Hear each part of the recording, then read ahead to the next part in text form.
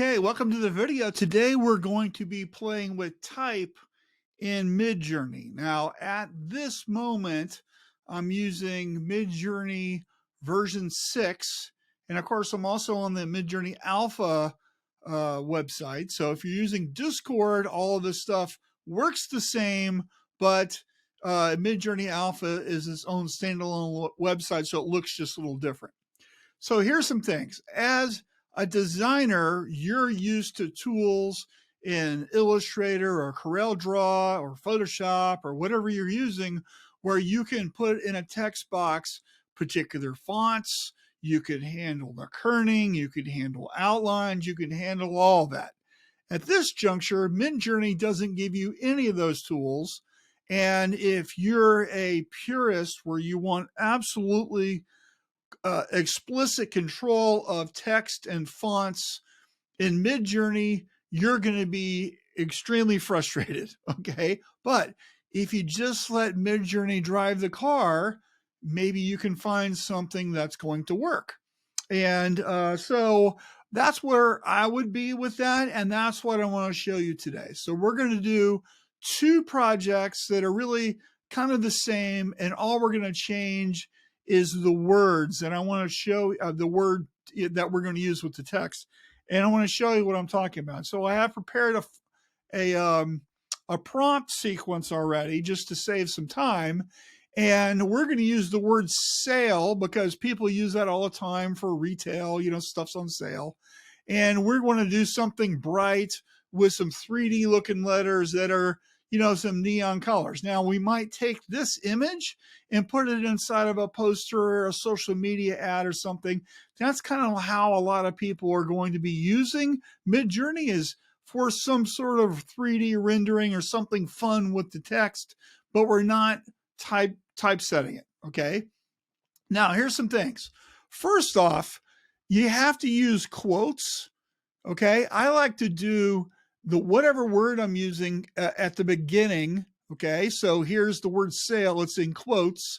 And then I give it some different ideas about how to render it. Now here's what's important. And we're going to change the word, and we're going to also play with the aspect ratio.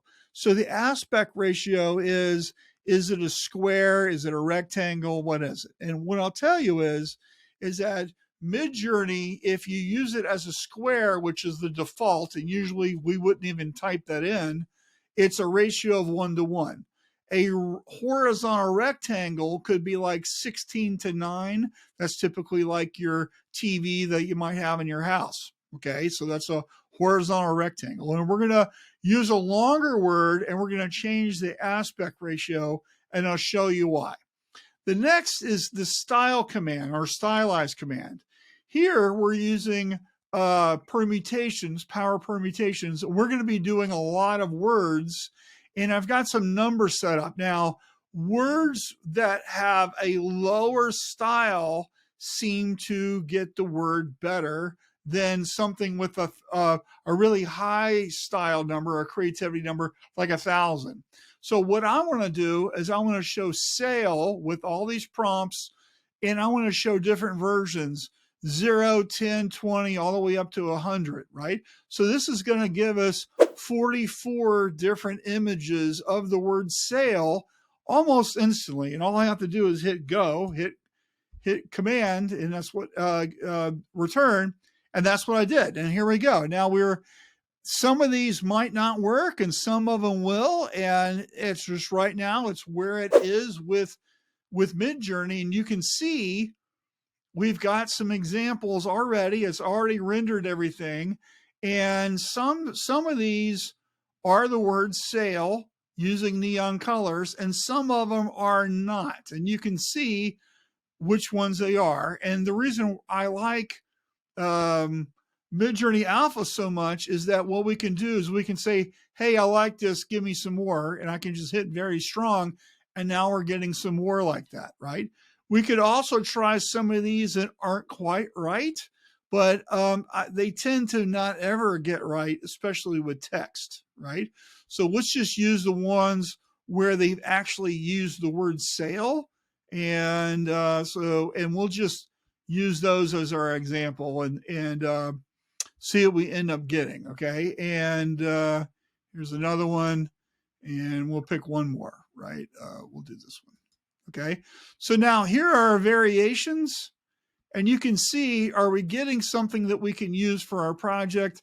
You know, it really depends on what you're doing, you know, and some of these look kind of funky. You might give you some attention. I kind of like this one for some reason with the blue and the pink, and it looks a little different. That might be really cool on a poster. Okay. So let's say we wanted to use that. We could upscale it here, right here, subtle, which gives us double the pixels. Okay. And if we wanted to refine it even more, we could hit upscale creative, and I'll show you what that looks like in a little bit, right? But now what we want to do is we want to use a longer word, right? So instead of sail, we're going to say tropical, okay? And we're going to change the aspect ratio to 16:9, and then we're going to leave everything else alone. Now, this is going to give us because it's a longer word, we've got a horizontal box to use. And as you can see, it's instantly working, right? And what are we getting? Are we getting some good results? It looks like some of these are pretty interesting, but not all of them are really perfect. I like this one. That's kind of cool. What else are we getting? That's neat. That one's cool.